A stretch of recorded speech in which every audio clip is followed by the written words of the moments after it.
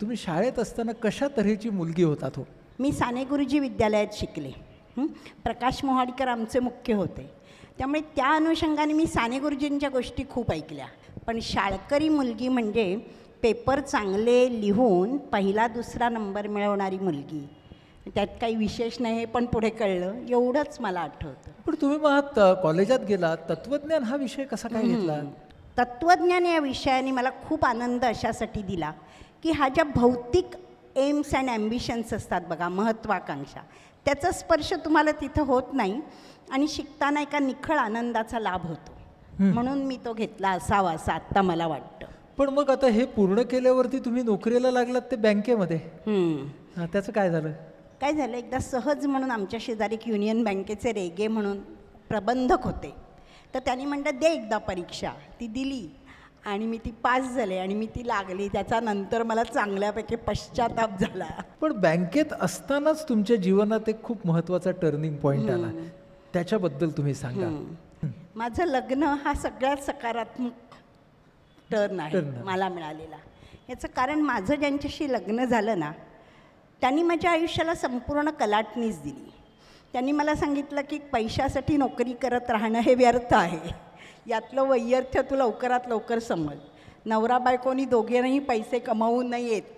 एकानेच पैसे कमवावेत आणि एकाने सतत समाजासाठी काम करावं. त्यांनी मला असं सांगितलं की वक्तृत्व माझ्यापेक्षा तुझं चांगलं आहे, त्यामुळे तू नोकरी सोडणं चांगलं, कारण बँकेची नोकरीमध्ये वक्तृत्वाचा संबंध जास्त नाही. अशा असंख्य प्रकारांनी नोकरी सोडायला प्रवृत्त करून समाजासाठी काहीतरी करण्यासाठी उद्युक्त करणाऱ्या माणसाशी विवाह होणं हा फारच मोठा सकारात्मक. बरं, आता तुम्ही राजीनामा दिलात, तर ती जी डेव्हिड ससून संस्था जिथं तुम्ही कित्येक वर्ष कार्यरत होतात, तिची आणि तुमची भेट कशी झाली हो? मग मी शिवाजी पार्क, मुंबईमध्ये जे शिवाजी पार्क हा जो भाग आहे तिथे मी राहत होते आणि तिथून आम्ही रोज असे कधी कधी फिरायला जायचो. आम्ही माटुंगा स्टेशनच्या इथून पुढे जायचो आणि डाव्या बाजूला रुपारेल कॉलेजच्या पुढे डेव्हिड ससून आहे आणि तिथली लहान लहान मुलं अशी गज धरून उभी असायची.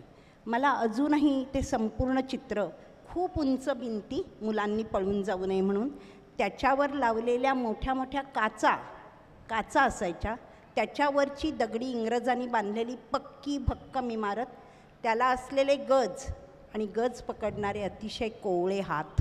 ती मुलं मला काय म्हणायची, मी सारखं असं बघत राहायची त्या मुलांकडे.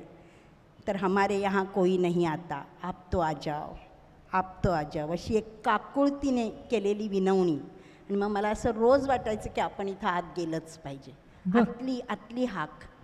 आणि मग आम्ही दोघंजण एक दिवस आतमध्ये गेलो. बरं, सुरुवातीचे दिवस कसे होते? पहिले काही अनुभव तिकडचे आणि तिकडच्या मुलांचा विश्वास तुम्ही कसा संपादन केलात? सुरुवातीच्या दिवसात मी अतिशय दुःखी झाले. मला अकल्पित असं जग मला माहिती नव्हतं, असं जगच मला माहीत नव्हतं. म्हणजे अतिशय गुणी मुलं मला तिथं भेटलेली आहेत आणि सगळी बाल गुन्हेगार ज्याला म्हणतात त्यात ती मुलं होती, ज्याला कायद्याच्या परिभाषेत आपण उन्मार्गी मुलं म्हणतो. खरं म्हणजे कुठलंच नाव त्यांना योग्य नाही. ती बापडी मुलं झालेली होती. कारण त्यांना अशा ठिकाणी पकडलं गेलेलं होतं. कुणी थिएटर बाहेर होतं, कुणी रेल्वे स्टेशनवर होतं, कोणी बहुतांश मुलं ही चोरी करताना पकडली गेलेली होती. आणि कारणं काय होती, म्हणजे सुरुवातीचा म्हणून ह्या मुलांचा एक अनुभव सांगते. मुलं माझी मित्र व्हायला लागली, सगळे मुलगे आणि खूप असे माझ्यापेक्षा ते उंच असायचे, खूप काळे असायचे. पण मग हळूच हात लावून बघायचे, हाताला हात. मुलगे हाताला माझ्या हात लावून बघायचे. तर त्यांना इतकं त्याचं विलक्षण वाटायचं. कितीही जाडाभरडा ड्रेस असला तरी त्याला हात लावून बघायचे आणि म्हणायचे छान आहे, छान आहे. म्हणजे हे काहीच मिळालेलं नाही. तेव्हापासून हे मला कळलं आहे की स्पर्शाची किमया जी असते ना लहान मुलांच्या बाबतीत, ती इतकी खरं म्हणजे जादुई आहे आणि त्याचा कमीत कमी वापर आपण करीत असतो. तर ती मुलं मला त्याच्यातले अगदी दोन तुम्हाला पहिल्यांदा मी नावं विचारली तेव्हा मी आता मला असं वाटतं की मी मध्यमवर्गीय तशी व्यक्ती राहिले नाही. माणूस नावं विचारता विचारता एक मुलगा म्हणाला राजू NNK. तर मला साऊथ से आए हो आप? तर म्हणले नाही, name not non. Raju NNK, name not non. म्हणजे ही कबुली आहे की मला बाप नाही आहे. I don't know where my father is. कुठे कुठे होता तो, कोणी टाकलं मला, मग इथंच का टाकलं, तिथंच का टाकलं. सबंध आयुष्य जात असतं की माझा बाप कोण होता, कोण होता तो. तर हे फरक कळणं आहे ना, मग ह्याला मी कामच नाही म्हणणार डॉक्टर. म्हणजे मला असं कळलं की माझे वडील तेव्हा गेले, तर माझे वडील जाऊनसुद्धा 100% मला माहीत आहे ना माझे वडील कोण. आत्ता या घटकेला मला माहिती आहे, मी त्यांच्यासारखी दिसते हे मला माहिती आहे, त्यांचे काही स्वभाव विशेष माझ्यात उतरलेत हे मला माहिती आहे. आणि माझ्यासमोरचं एक अगदी कोवळं मूल ते असं उघड कबुली देतं की मला माझे वडील माहीत नाहीत. मग मी असं ठरवलं की अंतर कमी करणं हेच आपलं काम.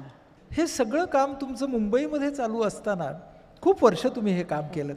तुम्ही पुण्याला जाऊन काम कसं सुरू केलं आणि जो एकलव्य न्यास ज्याच्याबद्दल आपण बघितलं हो. ते काम कसं सुरू झालं ते सांगा मग. विजयाताई लवाटे ज्यांनी ह्याच्यात पायोनियरिंग वर्क केलेलं आहे, विजयाताईंबरोबर मी त्यांच्या मुलांबरोबर खेळायला खूपदा जात असे.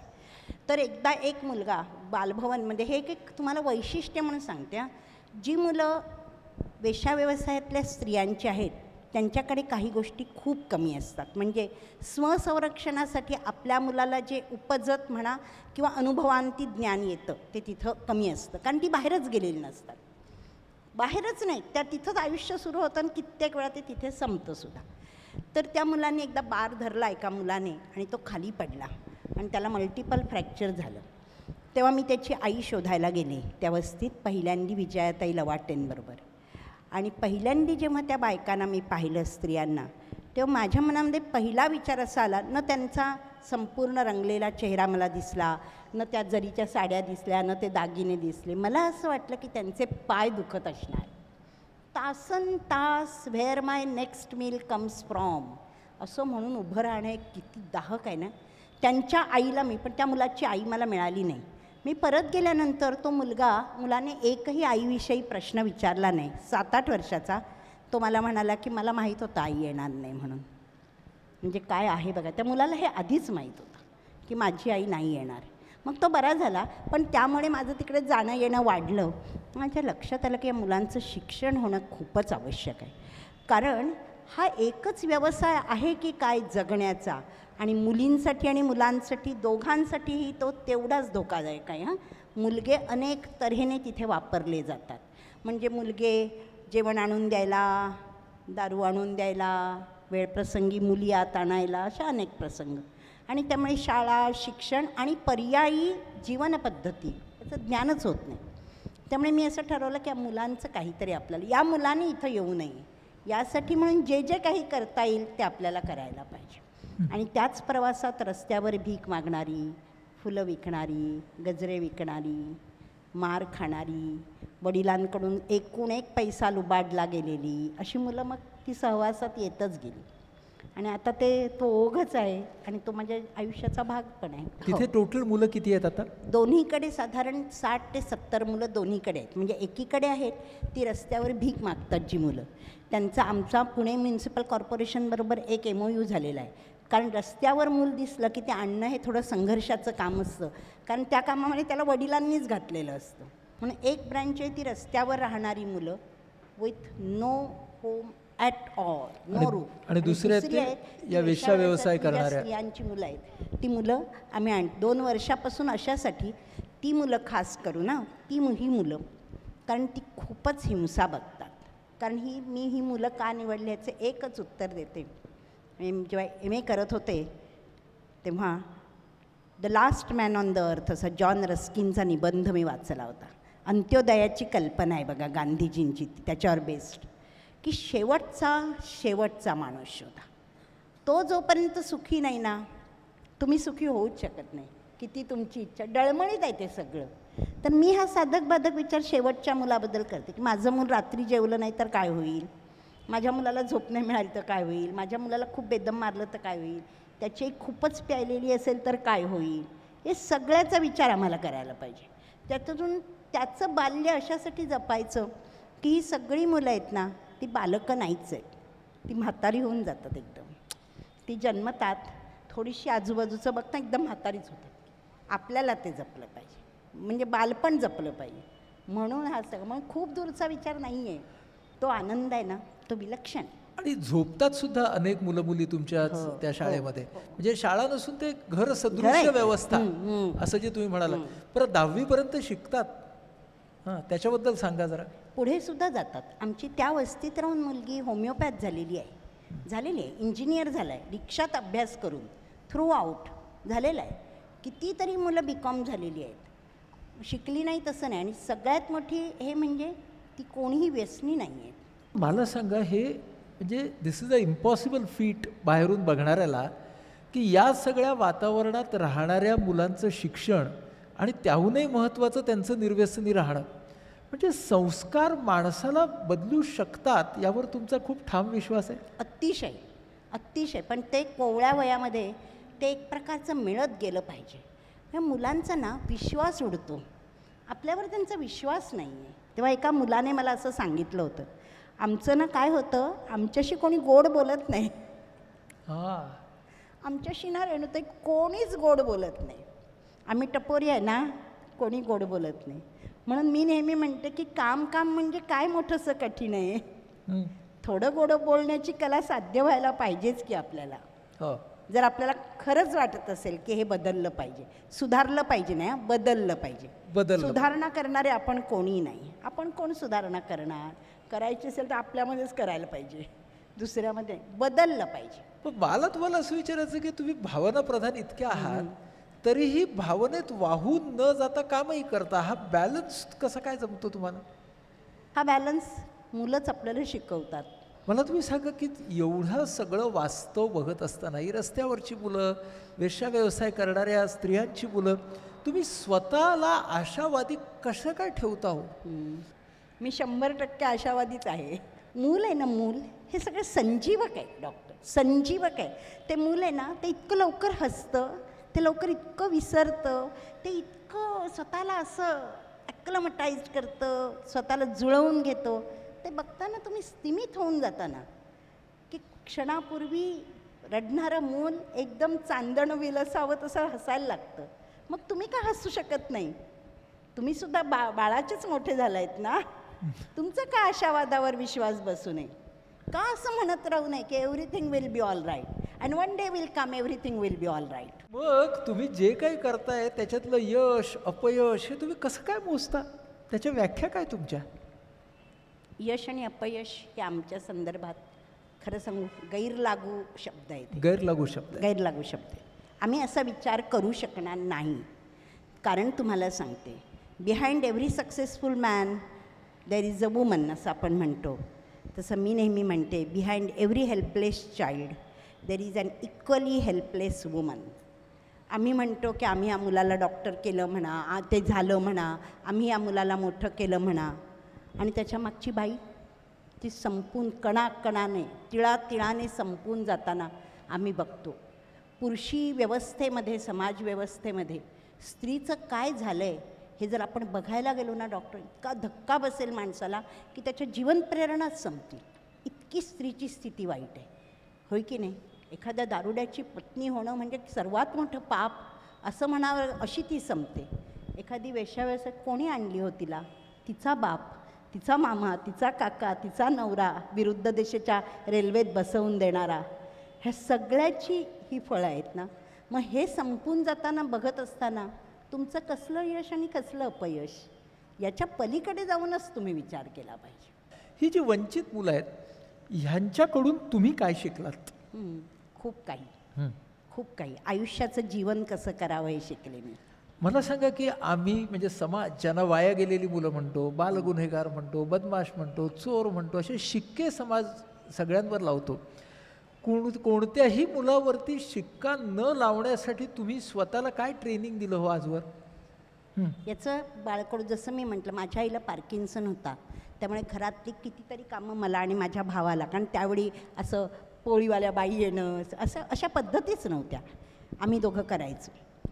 तर आम्ही बाहेर गेलो आणि कधी समजा असं पीठ लागलं आहे गालाला की काही झालं तर बायका आम्हाला म्हणायच्या की बिचारी मुलं, ह्यांची आई अशा असाध्य रोगाने आजारी आहे.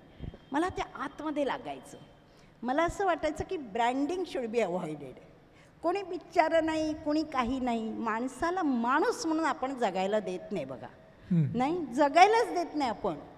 तर मी हे अगदी ठरवलं की कोणावरच शिक्का लावणार नाही, समोरच्याला मी माणूस म्हणून स्वीकारते, एवढंच मी करीन. आता मी तुम्हाला एक व्यक्ती सांगतो आणि तुम्ही मला त्या व्यक्तीचं एखादं वाक्य, एखादी शिकवण किंवा एखादी गोष्ट तुम्ही मला सांगा. ॲगाथा ख्रिस्ती.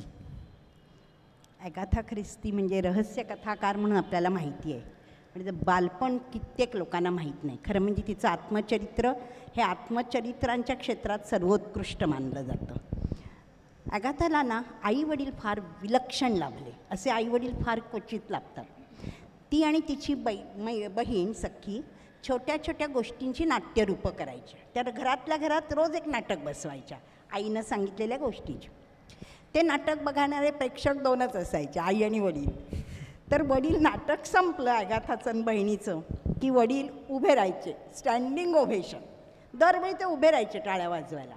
तर आई एकदा वडिलांना म्हणाली, अरे तू दरवेळी उभा करावून काय टाळ्या वाजवतो, बसून वाजव. वडील म्हणाले, छे छे, लहान मुलांच्या नाटकाला बसून मारणं, टाळ्या वाजवणं हे पाप आहे. त्यांना दरवेळी स्टँडिंग ओव्हेशन द्यायला आपण शिकलं पाहिजे. ॲगाथा लिहिते, तिच्या 11व्या वर्षी वडील गेले तर 11व्या वर्षी वडील वारले, पण 10 वर्षात वडिलांनी जे दिलं ते एखाद्याला शतकात लाभणार नाही म्हणते ती. तिची आई पण अशी विलक्षण होती. ॲगाथा काय म्हणते, समजा एक पक्षी उडून गेला, एवढी साधी घटनासुद्धा ॲगाथाच्या आईला गोष्टीत रूपांतरित करता यायची. अशी विलक्षण तिचं बालपण होतं ॲगाथाचं. बरं, ताराबाई मोडक. ताराबाई मोडक म्हणजे तुम्हाला अगदी छोटी एक गोष्ट आहे. ताराबाई मोडकांच्या कथा फार वेधक आहेत. आपल्याला ताराबाई पण शिक्षण तज्ज्ञ म्हणून माहिती आहे. ताराबाई एक गोष्ट सांगायच्या. त्यांचा एक मुलगा होता बालवाडीतला, अंगणवाड्या, कृष्णा. तो दिसायचा म्हणे कृष्णासारखाच, म्हणजे आपल्या मनातल्या कृष्णासारखा, कुरळ्या केसांचा. तो ताराबाईंच्या शाळेत येताना दररोज काठी घेऊन यायचा. आणि काठी घेऊन आला तर ताराबाई विचारच्या, कृष्णा काठी का आणलीस, तुला मारायला? रोज एकच उत्तर. ताराबाई म्हणतात, कृष्णाला मी कितीदा दम भरला असेल, कृष्णाने मला कधी काठी उगारून मारलं नाही, पण काठी आणायला चुकला नाही. म्हणजे शिक्षक म्हणजे ज्याला मारण्याच्या योग्यतेचा आहे तो, असं त्या कृष्णाला वाटत होतं की पण ज्याला मारता येत नाही तो, त्याला मारता येत नाही. मला ताराबाई ह्या गोष्टीसाठी सर्वात आवडतात. मला तुम्ही तर गोष्टी सांगण्यामध्ये गोष्ट सांगणं हा तुमचा स्थायी भाव आहे. हां, पण आता मी एक शेवटचाच हा प्रश्न तुम्हाला असा विचारणार आहे की तुम्ही समाजासाठी इतकं काम केलं, तुमच्या पद्धतीने केलं, त्यामध्ये समाजाने तुम्हाला कधी पाठिंबा दिला, कधी टीका दिली, हे सगळं तुम्ही घेतलं आणि तुम्ही पुढे गेलात. पण आज इथे एवढा समुदाय बसलेला आहे.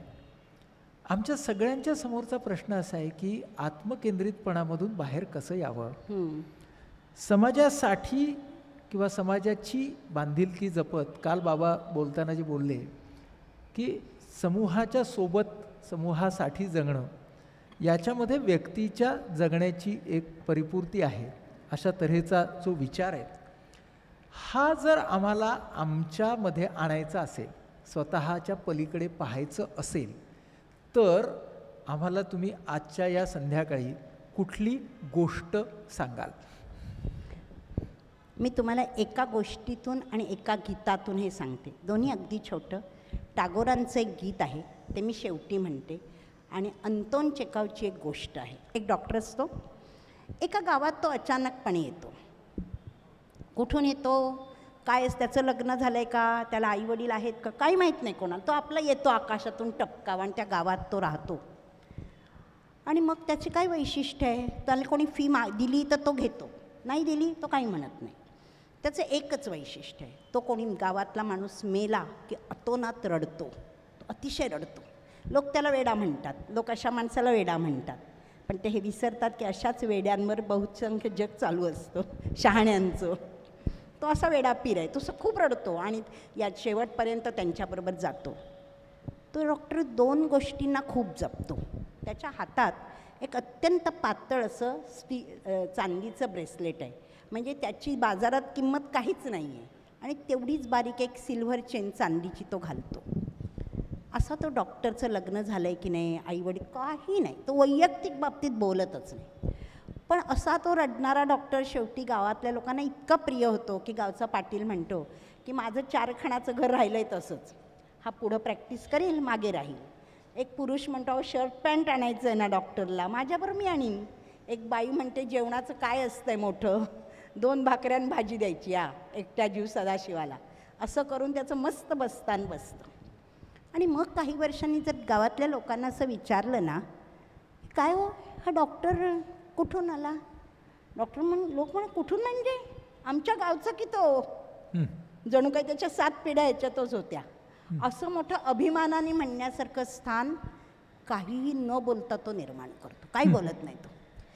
मग हळूहळू तो प्रतिपरमेश्वर आहे असं गावकऱ्यांना वाटतं. पहा, मग काही वर्षापूर्वी गावात डॉक्टरच नव्हता, इथपासून ईश्वरच तिथं आला असं लोकांना वाटतं. आणि अशा या ईश्वराची एक दिवस हत्या होते गावात. सारं विलक्षण, लोकांचा विश्वास बसत नाही. हत्या याची म्हणजे प्रत्यक्ष देवाला मारून टाकला की आपण, ईश्वराला आपण मारलं. लोक स्तब्ध होऊन जातात.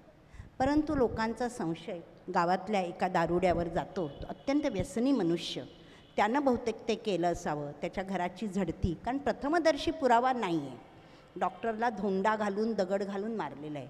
तर ती जी चेन आहे आणि ते ब्रेसलेट आहे त्याच्यामुळे बहुधा ती हत्या झाली. कारण ते त्या व्यसनी माणसाच्या घरी सापडतं, रक्ताने माखलेले शर्ट सापडतात, सारं काही सापडतं.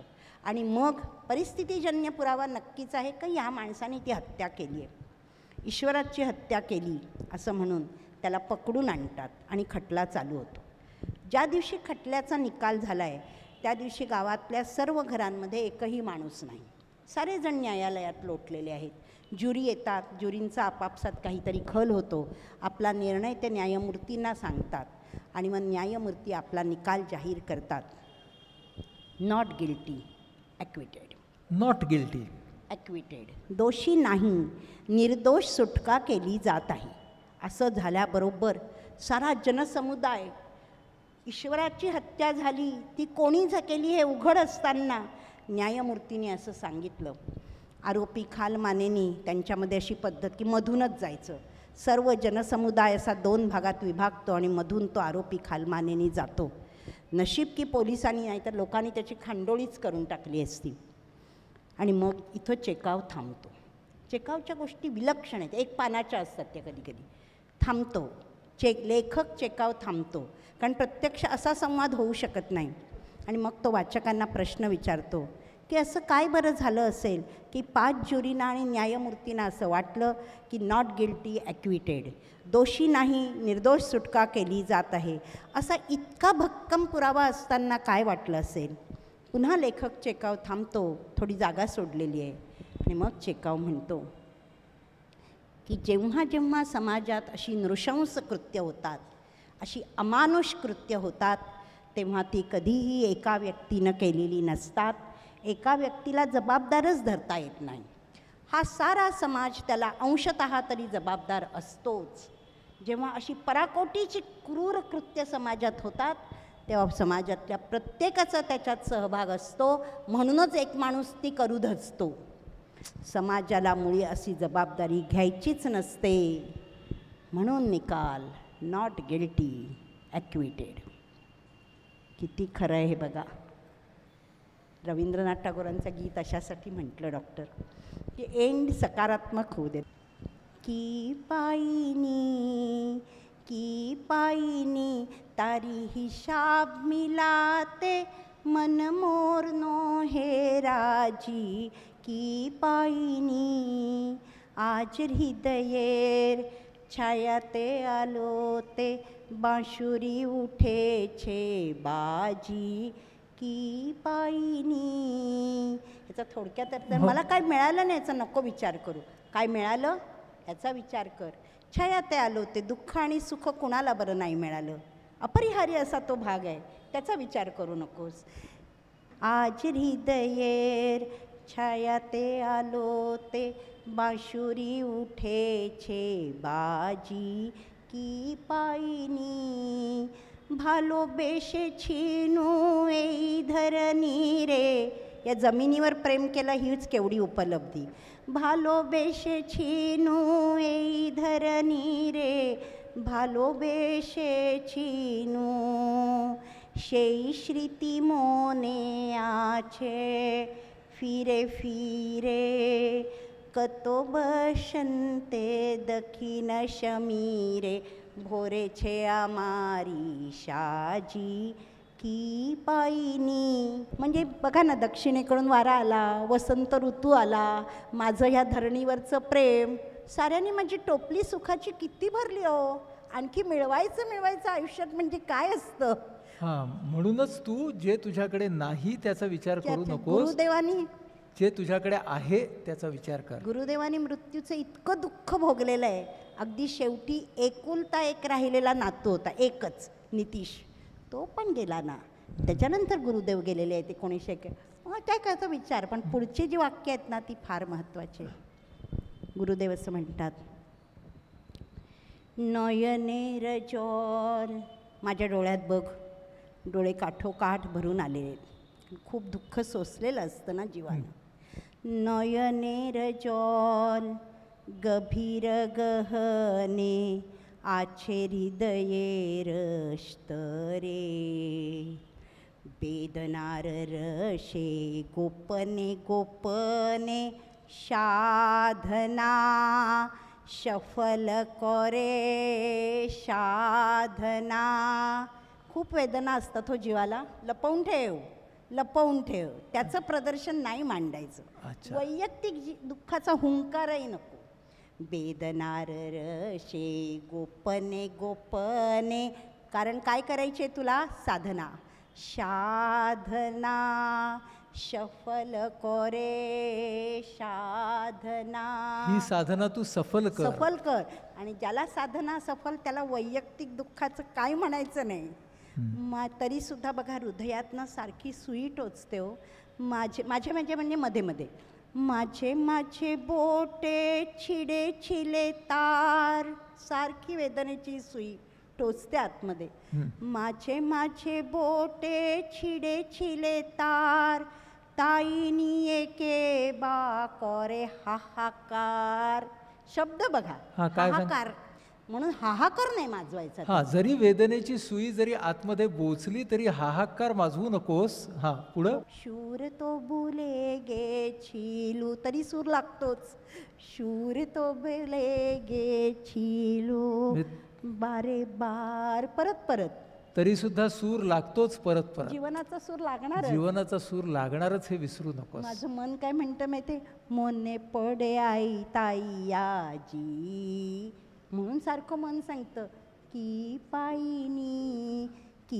पायनी तारी हिशाब मिलाते मन मोर नो हे राजी. हा, काय सांगतायत. माझं मन सारखं सांगतं, विचार नाही करायचा काय मिळालं नाही. की पायनी तारी हिशाब मिलाते मन मोर नो हे राजी की पायनी.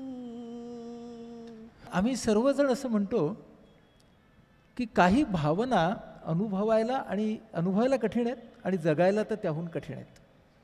क्षमा, करुणा, अनुकंपा किंवा एम्पॅथी, आस्था, या सगळ्या भावना आम्हाला अनुभवायला पण कठीण आहेत, तर त्या जगायला किती कठीण असतील. पण मला असं वाटतं की या गेल्या तासामध्ये तुम्ही आम्हाला भावना कशा जगायचा याचं शिक्षण दिलं. आमच्या जीवनामध्ये क्षमेचे क्षण खूप कमी येतात, आमच्या जीवनामध्ये आस्थेचे क्षण खूप कमी येतात, आमच्या जीवनामध्ये करुणेचे क्षण तर त्याहूनही कमी येतात.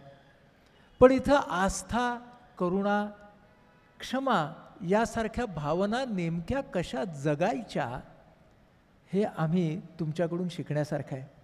आणि गंमत अशी वाटते की हे तुम्हाला शिकवलं अशा मुलांनी, ज्या मुलांच्याकडे आपला समाज यांच्याकडे बघण्यातच अर्थ नाही असं समजतो. तेव्हा या जीवनानं तुम्हाला काय दिलं हे तुम्ही आम्हाला या तासामध्ये देण्याचा खूप प्रयत्न केलात.